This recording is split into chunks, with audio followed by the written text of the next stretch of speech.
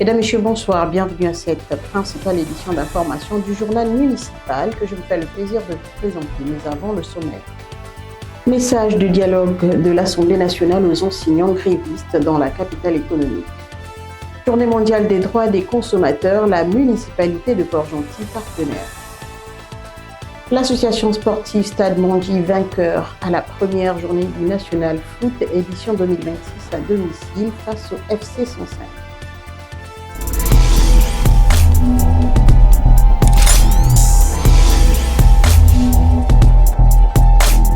Comme annoncé en titre, alors que le secteur éducatif reste sous tension, une mission de médiation de la haute importance a été menée ce mercredi 11 mars sur instruction du président de l'Assemblée nationale, Régis Onanga Ndiaye, et conformément à la vision d'apaisement prônée par le chef de l'État, le général Brice Clotaire Oligui-Nguema. Une délégation conduite par Pascal Ouani-Ambourois s'est rendue dans les établissements de la ville. L'objectif, briser la glace avec les enseignants grévistes et proposer une méthode de sortie de crise. Reportage. Mercredi 11 mars 2026, le calme habituel des établissements de Port-Gentil est rompu par une visite de terrain de haute importance. À la tête d'une délégation officielle, Pascal Ouani-Ambourois a sillonné les couloirs des lycées Banzanza, Technique et Joseph Ambourois Avaro.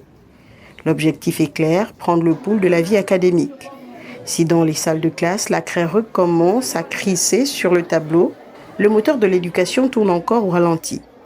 Plusieurs freins logistiques et sociaux persistent, menaçant la fluidité de cette reprise. C'est vrai qu'on a annoncé la reprise des cours, voilà, tant bien que mal. Il y a tellement de revendications, tellement de réalités sur le terrain qui nous déplaisent aujourd'hui et nous amènent à ne pas rentrer reprendre le chemin des classes aujourd'hui. Les choses vont s'améliorer, on essaie de faire des efforts pour arranger votre situation, mais malgré cela, ou en dépit de cela, nous subissons. Vous ne savez pas, monsieur le maire, ce que ça fait de voir un père de famille qui est dans l'incapacité de joindre le debout pour prendre soin de sa famille, de pouvoir se loger décemment, envoyer les enfants à l'école, payer le taxi. Toutes ces choses-là, toute cette réalité-là, aujourd'hui nous amène à nous asseoir et dire aux autorités, faites un effort. Parce que nous, ici, en tant qu'enseignants, c'est vrai, nous sommes enseignants, mais nous sommes aussi pères de famille. Cette descente s'inscrit dans la vision du président de la République, son Excellence Brice Clotaire Oligui-Nguema. Dans un élan citoyen visant l'apaisement, le président de l'Assemblée nationale, Régis Onanga Ndiaye, a missionné Pascal Ouani-Ambourois pour porter un message de dialogue. Accompagné de Laure Vouette, maire du 1er arrondissement, et de Donatien Eni Rassikimia, premier adjoint au maire au 2e arrondissement, l'émissaire a proposé une solution concrète aux enseignants grévistes. La création immédiate d'un comité de pilotage conjoint, une structure locale dédiée à l'extraction des solutions rapides et durables. Et le président de l'Assemblée nationale a utilisé cette formule. Les plus nantis doivent accompagner les plus démunis. Cela veut dire que nous, ici, au niveau local, nous devons nous rapprocher de vous et nous devons tenter avec vous de trouver des solutions. C'est pourquoi, sous son orientation, il a demandé à ce que nous puissions mettre en place un comité qui va essayer de regarder les priorités et ce que nous, au niveau local, nous pouvons faire. Donc vraiment, c'est en tant que frère, en tant que parent pour certains, que vraiment je vous demande de lever le piquet de grève, de repartir dans vos classes et d'intégrer ce comité de pilotage qui va nous permettre de discuter franchement sur des problématiques qui vous tiennent à cœur. Mais sur le terrain, la réalité des chiffres témoigne de la complexité de la crise. Au lycée d'État Joseph Ambourois Avaro, le climat est net.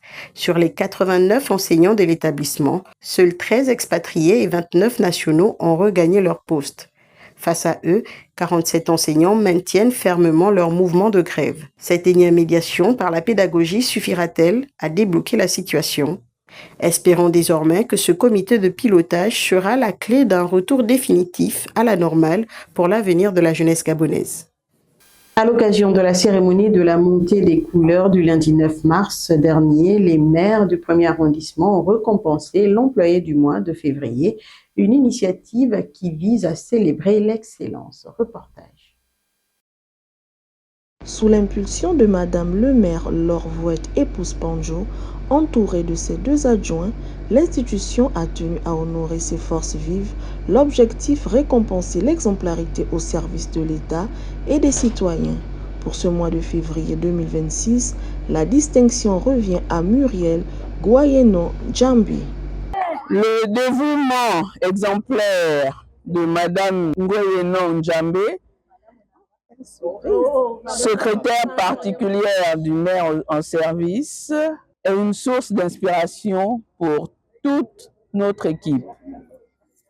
Félicitations pour cette distinction bien méritée.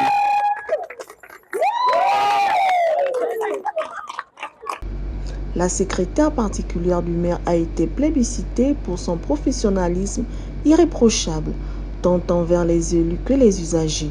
Un moment de fortes émotions pour la lauréate. Je voudrais juste dire un grand merci à tous les maires. Donc, je ne m'y attendais pas, c'est une surprise. Mais comment devient-on l'employé du mois? Derrière cette distinction se cache un processus de sélection rigoureux visant à créer une saine émulation au sein de l'institution. Les critères qui ont été précités sont des critères de motivation. Là-dedans, il y a la ponctualité, il y a la régularité, il y a le service d'accueil et ainsi de suite. Alors, ça a été fait dans la transparence, avec l'implication de tous les maires et avec l'implication de tous les services. Aucun service n'a été exempté, jusqu'au service technique. Donc, c'est pour mieux vous expliquer que ça n'a pas été fait d'une façon à ce qu'on restreint le choix. Ça a été assez compliqué. Mais après, les 2 personnes qui ont été dégagées, nous sommes partis au tirage au sort, c'était qu'un instant. Le rendez-vous se conclut par une photo de famille, figeant ce moment pour la postérité. Une culture de l'excellence qui semble désormais bien ancrée dans le quotidien de cette mairie. Consommer, d'accord, mais en connaissance de ses droits, ce 13 mars, Port-Gentil est devenu la capitale de la protection du consommateur. La cité pétrolière a accueilli l'édition 2026 de la Journée mondiale des droits des consommateurs. Entre protocole officiel et foire aux produits locaux, l'événement attendait marquer un tournant dans l'éducation des citoyens. Sous le soleil de la capitale économique, la salle polyvalente de la foire municipale Pierre-Louis Agodjo-Okawi a fait le plein ce 13 mars. C'est ici que s'est ouvert le chapitre 2026 de la défense des consommateurs au Gabon. Un coup d'envoi solennel donné par le gouverneur de la province de Logoué-Maritime. Françoise Assenghone-Obam a officiellement lancé les festivités, rappelant l'importance cruciale de la vigilance sur les marchés. Garantir ses droits, protéger ses intérêts et préserver son pouvoir d'achat constituent des priorités essentielles pour les pouvoirs publics. Dans un contexte économique marqué par des défis liés au coût de la vie, il est de notre responsabilité collective de veiller à ce que les règles du marché soient respectées, que les pratiques commerciales soient transparentes et que les citoyens puissent accéder à des produits de qualité à des prix justes. À la manœuvre de ce grand rassemblement, la DGCCRF, la Direction générale de la concurrence, de la consommation et de la répression des fraudes, ne marche pas seule. Elle s'appuie sur des partenaires de terrain comme l'Association Congo et le collectif des agripreneurs Capom. L'objectif est clair, transformer chaque acheteur en un consommateur averti, conscient de ses droits, mais aussi de ses devoirs. Mesdames et messieurs les autorités administratives, chers invités, c'est avec un grand honneur que je prends la parole aujourd'hui au nom de l'ensemble des associations de consommateurs de Logoué-Maritime, à l'occasion de la Journée mondiale des droits des consommateurs. Permettez-moi tout d'abord d'adresser nos sincères remerciements à Madame le gouverneur pour l'attention qu'elle accorde à cette initiative. Nous allons dire la première initiative du genre, qui place le consommateur effectivement au cœur de nos préoccupations. Le consommateur doit être vraiment protégé, il doit être informé et il doit être respecté. Un consommateur informé est un consommateur mieux protégé. C'est le message que nous voulons passer aujourd'hui à tout le monde, en rappelant que nous sommes tous consommateurs. Et une consommation responsable contribue également au développement de notre pays. Après les discours, place à l'action. Les autorités locales ont déambulé dans les allées de la foire aux expositions, une vitrine à ciel ouvert où le Made in Gabon est à l'honneur, des étals colorés où les agripreneurs de la province exposent leur savoir-faire, prêts à conquérir le panier des ménages port-gentillais. La sensibilisation et la fête du terroir ne font que commencer. Les consommateurs ont jusqu'au dimanche 15 mars pour profiter des conseils d'experts et de découvrir les pépites locales à la foire municipale. Immersion au cœur de la petite enfance. Le mercredi 11 mars dernier, le deuxième adjoint au maire de Port-Gentil en charge de l'état civil et des affaires sociales, Ingrid Marina et Bouswagat, a pris le pouls des structures éducatives sous tutelle de l'institution. Une visite de terrain guidée par une priorité, le bien-être des enfants, de la crèche Alphonsine Odambo au jardin d'enfants, de la balise en passant par les flamboyants ou encore la cité Shell. Aucune étape n'a été laissée au hasard, accompagnée de Sonia Guéma Mambo, son homologue du 3e arrondissement, et de la direction des affaires sociales. La délégation, j'y arrive, à scruter chaque détail du cadre de vie des jeunes pensionnaires. Assainissement au 3e arrondissement, opération Retroussons les manches le samedi 14 mars dernier au quartier Ilmonji. Sonia Guéma Mambou, deuxième adjointe au maire du 3e arrondissement, s'est joint aux volontaires pour une journée citoyenne contre l'insalubrité. Face aux déchets à ciel ouvert, les participants ont trié métaux plastiques et déchets biodégradables afin d'optimiser la prochaine collecte municipale. En sa qualité d'élu et de riveraine, Sonia Guéma Mambou inscrit cette action dans le plan d'urgence trimestriel lancé par le maire central Pascal Wagné-Ambouroué. Un engagement de terrain soutenu par le maire d'arrondissement Fred Bernard Adjaïnou pour transformer durablement le cadre de vie des populations. Redonner ses lettres de noblesse à la ville du Sable.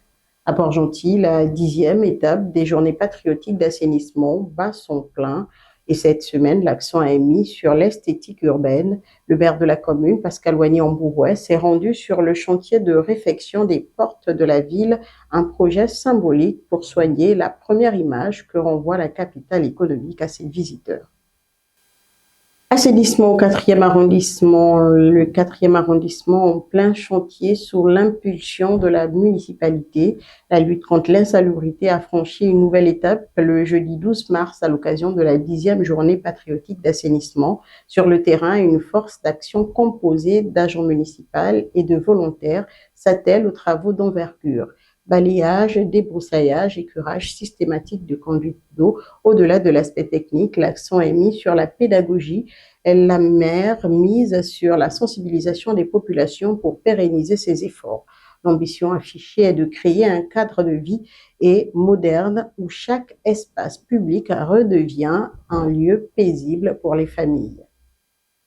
Tolérance zéro au 2e arrondissement. Face à l'obstruction récurrente du fossé du 3 Filao, le maire Moroba Martin a tapé le poing sur la table.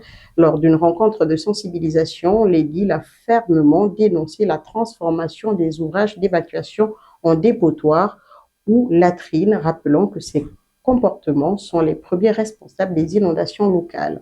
Entouré de ses adjoints et de la police municipale, le maire a prôné une prise de conscience collective tout en brandissant le message de sanctions financières pour les contrevenants. Un dialogue constructif avec les riverains a finalement permis d'établir un consensus. La salubrité du quartier est l'affaire de tous. Et pour clore ce journal, parlons de sport. À l'occasion de la première journée du National Foot édition 2026, l'association sportive Stade Monchi était opposée au FC 105 au stade Pierre-Claver d'Ivungi de Port-Gentil. Le week-end dernier, le résultat de la rencontre 3-1 en faveur de l'équipe chère à la commune. Découvrons les temps forts dans ce reportage.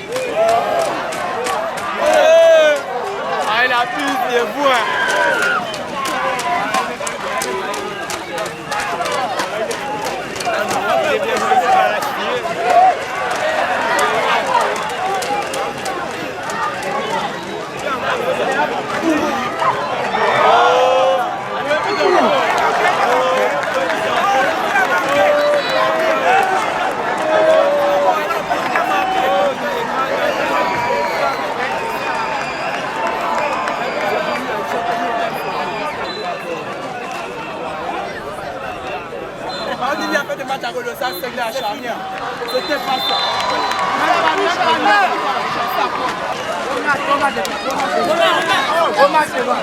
Ah non mais on va passer. C'est Stade Manji.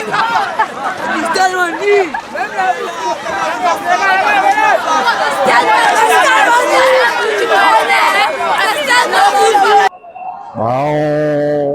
On a eu un adversaire qui était très bon, hein, Manji, on peut les féliciter. Nous, on démarre notre saison un peu difficilement puisqu'on a du retard dans notre prépa. On a eu des joueurs qui n'ont pas été qualifiés alors qu'ils ont voyagé avec nous. On apprend à 14h30 que ces joueurs-là, malheureusement, ne sont pas qualifiés. Donc, il y a eu des dysfonctionnements. Je ne veux pas citer de nom, mais j'ai envie de te dire, il y a des personnes responsables qui n'ont pas fait correctement leur travail. On ne peut pas nous annoncer à 14h30 que certains joueurs ne sont pas qualifiables. Donc voilà, il y a plein de choses qui s'accumulent qui font qu'à un moment donné, on n'est pas optimal aussi. Ça n'enlève rien à la victoire de Manji. Manji a mérité leur victoire. Nous, on a joué par à coup. On a été mauvais avec l'utilisation du ballon. Voilà, c'est le début du championnat. Maintenant, j'espère qu'on va se rattraper à la maison et puis qu'on va essayer de trouver notre rythme de croisière sur les prochains matchs. Oui, comme vous le dites si bien, ça s'est concrétisé parce que nous nous sommes bien préparés pour entamer cette saison de la plus forte de manière. Donc, je vous ai dit hier que cette saison, nous jouons parce que Stade Manji était un club phare de notre national foot et que je ne change pas mes objectifs, c'est d'aller gagner le titre. Donc, voilà, aujourd'hui, malgré les petites difficultés qu'il y a eu dans le jeu, mais je pense qu'on a été supérieur à l'équipe du Canal 105. Qu'est-ce qui a fait la différence, l'ingrédient magique? L'ingrédient, nous, on prend le jeu. Hein, on a une jeune équipe qui sait très bien jouer au ballon. Maintenant, après, il peut y avoir un manque de concentration parce qu'il ne faut pas oublier que ce sont des jeunes joueurs, donc ça manque un peu d'expérience. Mais dans l'ensemble, les enfants ont fait la différence et c'est le plus important. C'est l'ouverture du championnat. Je remercie encore l'encadrement technique. C'est grâce à eux si nous sommes ici là. Merci encore pour la victoire. Sinon, dans l'ensemble, c'était bon. On va continuer à travailler dans les objectifs atteints. On travaillait pratiquement. On a fait une affaire de 6 mois dans la préparation physique. On a des objectifs pour sortir champion du Gabon cette année. Donc, pendant l'arrêt du championnat, on travaillait. On a joué en 4-4-3. 4-4-3 pressing haut. Donc, depuis les 15 minutes du match, c'était ça. Comment avez-vous trouvé la prestation des deux équipes ce soir? En tout cas, ils étaient meilleurs, mais le ballon, c'est question de chance. Hein. C'est le meilleur qui gagne. Et c'est ce qui s'est passé. Est-ce à dire que Stade Manji est meilleur ce soir? Oui, le Stade Manji il est vraiment meilleur ce soir. Ils ont bien joué. Vos impressions, comment trouvez-vous l'équipe de Stade Manji? C'est une équipe qui a de l'avenir. Juste dire qu'ils doivent continuer à travailler. Je suis habitué à le voir marquer, donc c'est pas anodin. Nathan, c'est la classe des grands attaquants comme Malik et Vouna, donc ce n'est plus un petit attaquant. Je dois le connaître un peu au Gabon, donc avec ce genre de but, c'est normal qu'il doit se faire connaître. Et puis voilà, Stade Manji a fait un très beau match et on souhaite que ça continue comme ça. C'est la fin de cette édition d'information consacrée à l'actualité municipale de Port-Gentil. Merci à toute l'équipe de la rédaction qui était à la réalisation Castro Chibozo. Retrouvez-nous dans les prochaines éditions du journal municipal de Port-Gentil sur Web TV Gabon, la référence incontournable, votre média préféré.